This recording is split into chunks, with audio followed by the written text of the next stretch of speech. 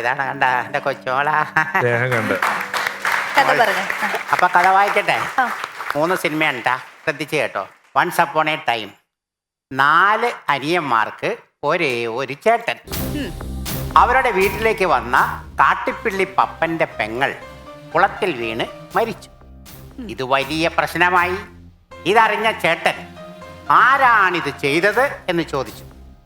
അപ്പോൾ tuition sir പറഞ്ഞു, അവളൊന്ന് ഒച്ച വെച്ചിരുന്നെങ്കിൽ, ഒന്നുറക്കെ കരഞ്ഞിരുന്നെങ്കിൽ ഞാൻ ഉണർന്നേനെ മാധവൻകുട്ടിയെന്ന്.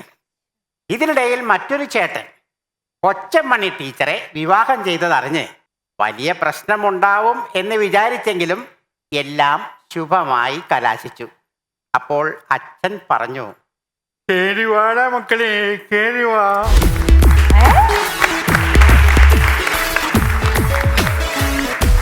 അഞ്ജലി, ഏതൊക്കെ സിനിമയാണ്? മേലെപ്പറമ്പിൽ ആൺവീട്, ആ വല്യേട്ടൻ, ആ അയ്യോ എൻ പിള്ള സാറിന്റെ ആണ്, ആ ഗോഡ് ഫാദർ. ആ മേലെപ്പറമ്പിൽ ആൺവീട്, വല്യേട്ടൻ, ഗോഡ് ഫാദർ. ശ്രീലക്ഷ്മി പറയൂ. എനിക്കൊന്നും ഞാനൊന്നും കണ്ടിട്ട് പോലും ഇല്ലാത്ത സിനിമകളാ. സിനിമ കണ്ടിട്ടില്ല. ഒന്നുകൂടെ പറയൂ. മേലെപ്പറമ്പിൽ ആൺവീട്, ആ വല്യേട്ടൻ, ഗോഡ് ഫാദർ. മേലെപ്പറമ്പിൽ ആൺവീട് എന്നുള്ളൊരു പദം ഇല്ലാട്ടാ. ഇല്ല ഇല്ല ഇല്ല. ഇതില് 3 ചിത്രങ്ങളില് 2 എണ്ണം കറക്റ്റ് ആയിട്ട് പറഞ്ഞു. താത്ത ഒന്നുകൂടെ കഥ വായിച്ചു താത്തെ. കഥ 4 അനിയന്മാർക്ക് ഒരേ ഒരു ചേട്ടൻ. അവരുടെ വീട്ടിലേക്ക് വന്ന കാട്ടിപ്പിള്ളി പപ്പന്റെ പെങ്ങൾ കുളത്തിൽ വീണ് മരിച്ചു. അത് പറഞ്ഞു.